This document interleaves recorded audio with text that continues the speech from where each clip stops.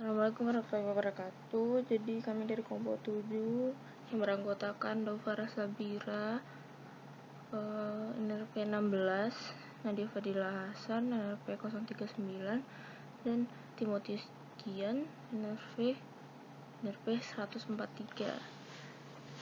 Jadi di sini kami akan membahas soal chef design yang sudah kami kerjakan. Yang pertama ini soalnya. Jadi diketahui material IC 1020 hot roll, lalu input kuliah 20 HP, terus evolusi atau N-nya sama dengan 200 rpm, berat kuliah sama dengan 150 lb, berat puli C sama dengan 300 lb, diameter A sama dengan 10 inch, diameter C sama dengan 20 inch, panjang AB sama dengan 10 inch, panjang BC sama dengan 15 inch, dan panjang CD sama dengan 10 inch, dan safety factor N sama dengan 2,5 sesuai yang ada di gambar pada soal ini. Terlihat juga di sini T1 per T2 sama dengan 3. Ya, langsung ke penyelesaiannya. Lalu kita mulai untuk penyelesaiannya, yaitu pertama dengan menghitung torsi. Jadi pertama itu torsi pada puli A, yaitu dengan rumus TA sama dengan PA per N. Jadi PA-nya itu 20, HP dan N-nya itu 200 rpm karena satuan tersebut HP dan rpm, sehingga kita mengalihkan 60 per 2 pi dan mengalihkan 550, sehingga hasilnya adalah 1650 lb per feet dan menjadi 19.800 lb inch. Dan pada torsi di puli C itu bernilai sama dengan torsi di puli A, sehingga hasilnya itu sama, yaitu 19.800.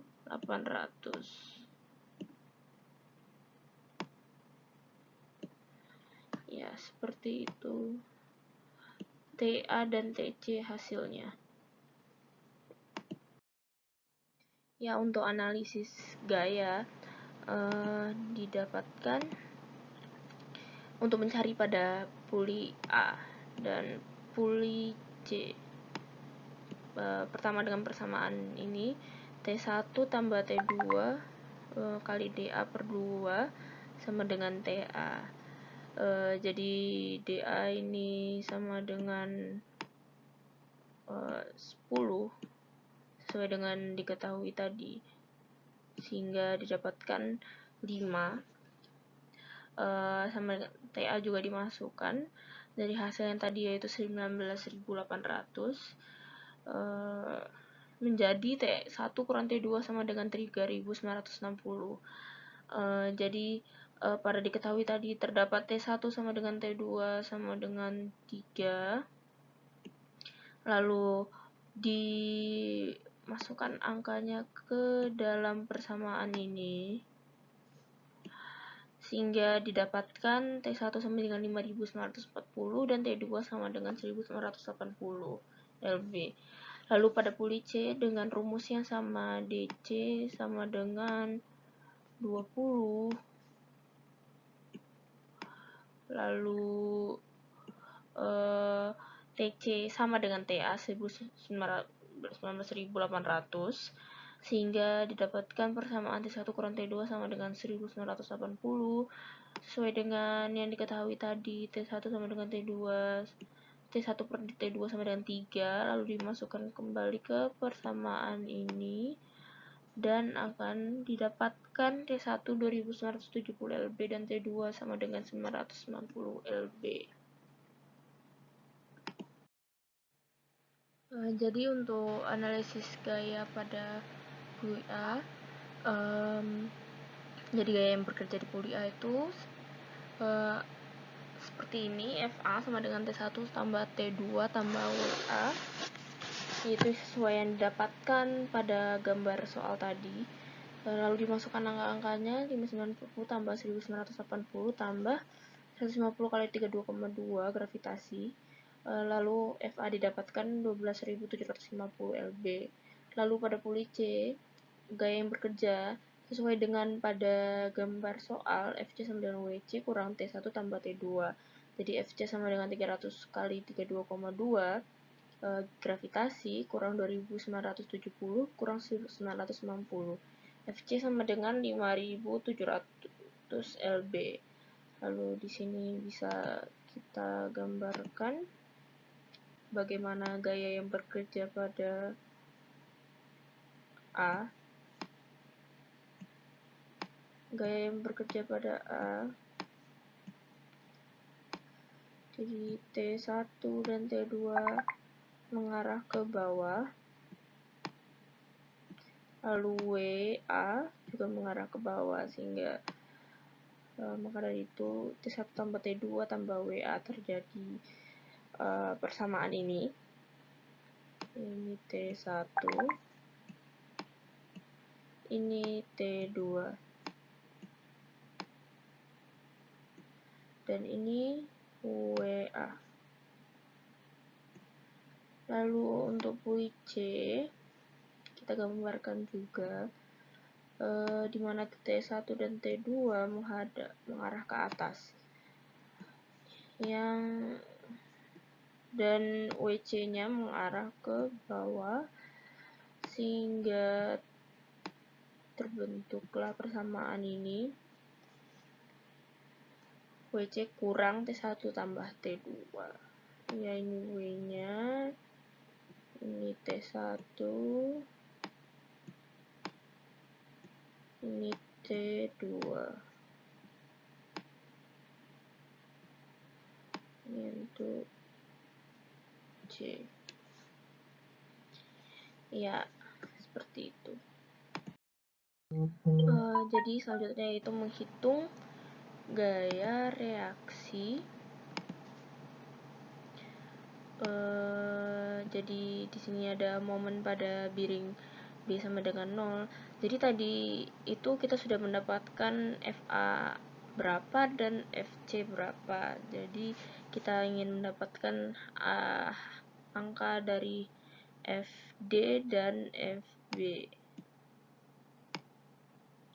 Jadi untuk mendapatkan FD dari momen pada biring B, jadi FA kali 10 dikurang FC kali 15 dikurang FD kali 25. Jadi 10 ini jarak dari titik A ke titik B, dan 15 ini jarak dari FC dari C ke titik B, dan F25 ini jarak dari titik D ke titik B.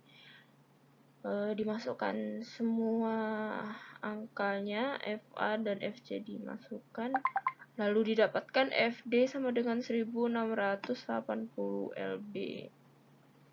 Lalu untuk mencari FB dengan momen pada biring D sama dengan 0, lalu dimasukkan samaannya FA kali 35 kurang FB kali 25 tambah FC kali 10. 10 ini jarak titik C ke titik D, 25 ini jarak titik B ke titik D, dan 35 ini jarak titik A ke titik D. Lalu didapatkan FB sama dengan 20.130 lb.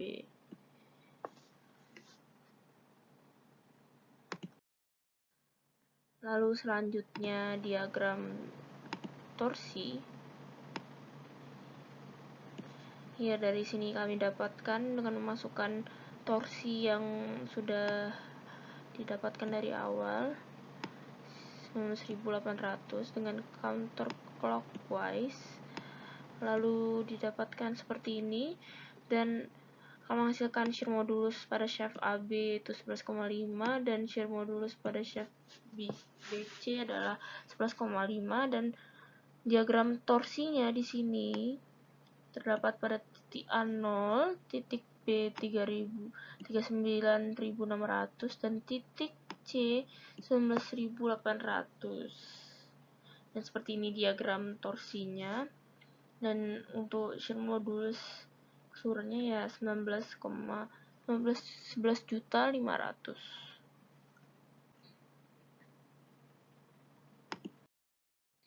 Ya, sekarang untuk diagram momennya jadi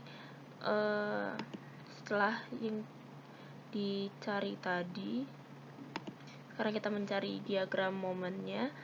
Pertama yang didapatkan tadi FA di sini sama dengan P1, FC di sini sama dengan P2, FB di sini sama dengan AY, dan FD di sini sama dengan BY. Lalu dimasukkan ke dalam yang kami gunakan adalah MD solid. Dimasukkan angka-angkanya ke dalam sini. Di sini terdapat P1, di sini terdapat P2.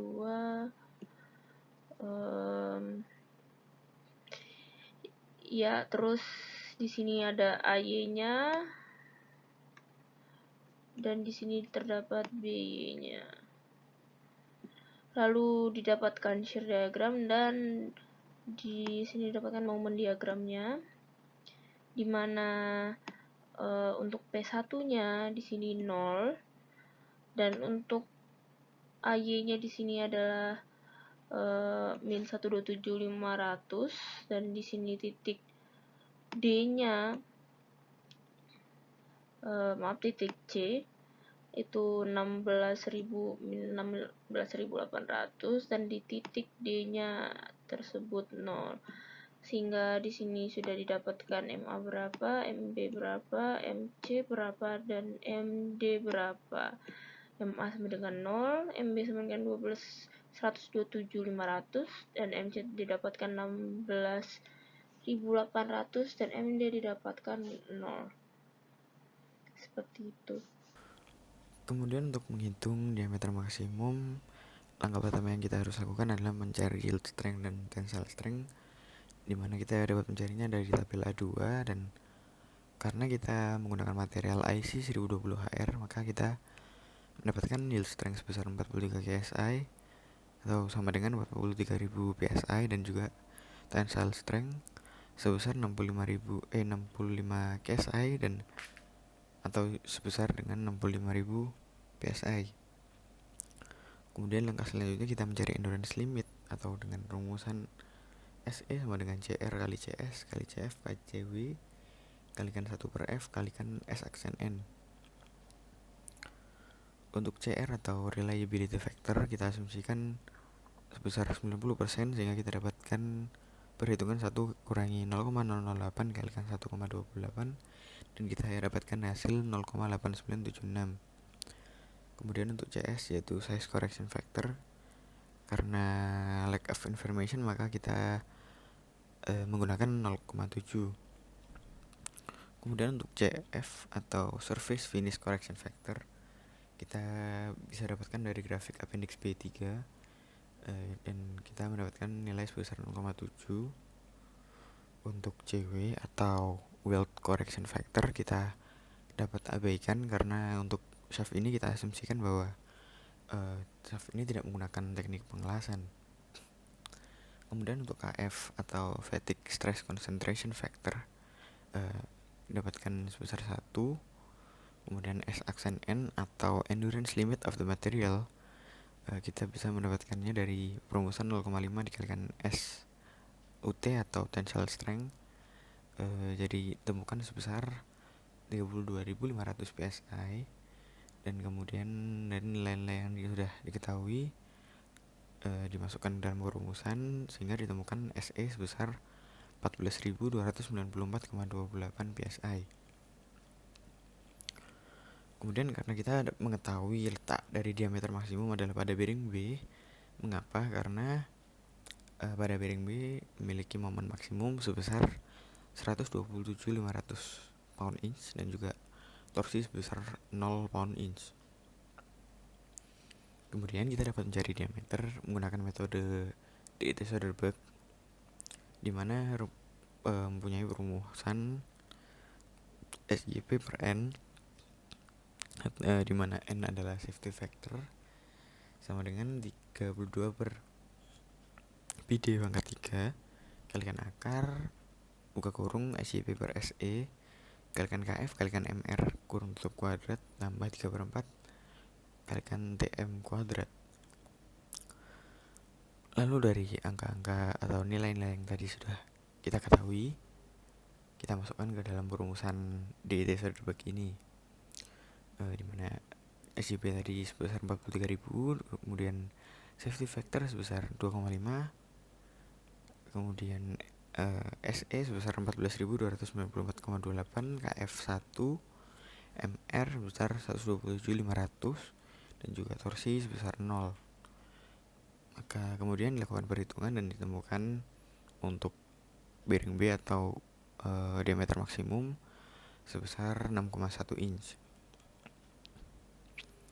Kemudian untuk menghitung diameter pada section lain yaitu A, C, dan D, kita juga menggunakan metode yang sama yaitu DT Soderberg, dan kemudian dilakukan perhitungan dan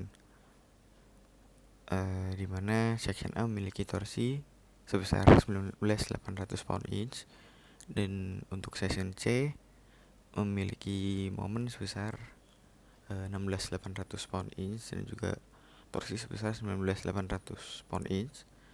Dan untuk section D mempunyai momen sebesar 0 pound-inch dan juga torsi 0 pound-inch, sehingga dilakukan perhitungan dan ditemukan bahwa diameter untuk section A atau pulley A sebesar 2,1 inch, diameter untuk section C atau pulley C sebesar 3,2 inch, dan diameter untuk section D atau bearing D sebesar 0 inch. Nah, karena pada saat kita menggunakan metode DET Soderberg, pada perhitungan bearing D menghasilkan nilai sebesar 0, dan dimana ukuran untuk desain shaft tidak mungkin sebesar 0 inch, maka kita memerlukan alternatif lain untuk menghitung diameter pada section D, dimana kita bisa menggunakan rumus D sama dengan akar 16 akar 3 dikalikan ND kali F per 3pi SN, dimana ND merupakan safety factor atau yang tadi kita misalkan N besar, F merupakan resultan gaya, SN merupakan endurance limit, yang kita dapatkan dari buku Mechanical Design of Machine Elements and Machine dari Jack E. Collins, sehingga kita dapatkan diameter D sebesar 0,92 inch. Kemudian untuk mendesain shaftnya sendiri, karena kita tadi sudah mengetahui untuk section A sebesar 2,1 inch, section B sebesar 6,1 inch, section C sebesar 3,1 inch, dan section D sebesar 0,9 inch, kita menggunakan diameter desain sebesar section A 4 inch, section B 10 inch, section C 6 inch, dan section D sebesar 3 inch. Kita menggunakan diameter desain sebesar ini agar shaft yang digunakan dapat menjadi semakin aman tentunya. Kemudian untuk gambar desain dari 2D dari shaftnya seperti ini, dimana pada section A kami menggunakan panjang pada section A sebesar 30 inch, kemudian pada section B sebesar 30 inch, dan pada section C sebesar 20 inch, dan pada section D sebesar 30 inch. Selanjutnya akan dilakukan perhitungan terhadap slope dan defleksi. Setelah diketahui load yang bekerja pada shaft dan dimasukkan ke MD solid, kemudian diberikan desain pada MD solid yaitu berupa lingkaran dengan diameter 5,75 inch. Kemudian modulus elastisitas yang digunakan yaitu 30,02 kali 10 pangkat 6 PSI. Ini untuk besi IC 1020 yang di hot rod. Kemudian setelah dilakukan perhitungan pada MD solid, didapatkan diagram seperti ini. Defleksi maksimum yang diizinkan bekerja pada shaft yaitu 0,01 inch per feet dari panjang shaft ini. Diketahui panjangnya 9,1 feet, sehingga defleksi maksimum yang diizinkan yaitu 0,0091 inch. Ini diambil dari buku Dutchman halaman 352. Sedangkan defleksi maksimum yang terjadi pada shaft ini adalah 0,002174. Ini terjadi pada 19,24 pada tengah-tengahnya dari panjang shaft. Sehingga karena defleksi yang terjadi lebih kecil daripada defleksi maksimum, sehingga shaft ini aman untuk digunakan. Selanjutnya, pada soal diminta slope pada bearing D. Slope pada bearing D ini besarnya minus 0,000188 radian. Kemudian diminta maksimum defleksi pada shaft di antara bearing B dan bearing D, yaitu defleksi maksimum tadi 0,002174 inch. Kemudian diminta juga defleksi shaft pada puli A, yaitu sebesar minus 0,007996 inch. Selanjutnya, menghitung putaran kritis. Putaran kritis ini dapat dihitung menggunakan rumus NC sama dengan 187,7 dikali akar sigma W1Y1 per sigma W1 kali Y1 kuadrat, di mana W ini merupakan berat dari massa yang dikenai pada shaft dan Y ini merupakan defleksi yang terjadi karena penambahan massa W.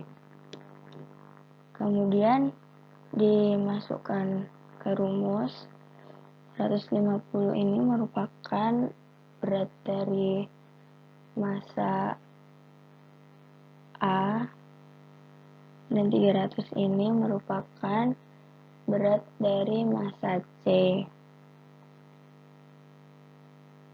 Ini masing-masing merupakan puli. Kemudian defleksi yang terjadi akibat penambahan puli A yaitu 0,007996 dan defleksi yang diakibatkan oleh penambahan puli C yaitu 0,001709.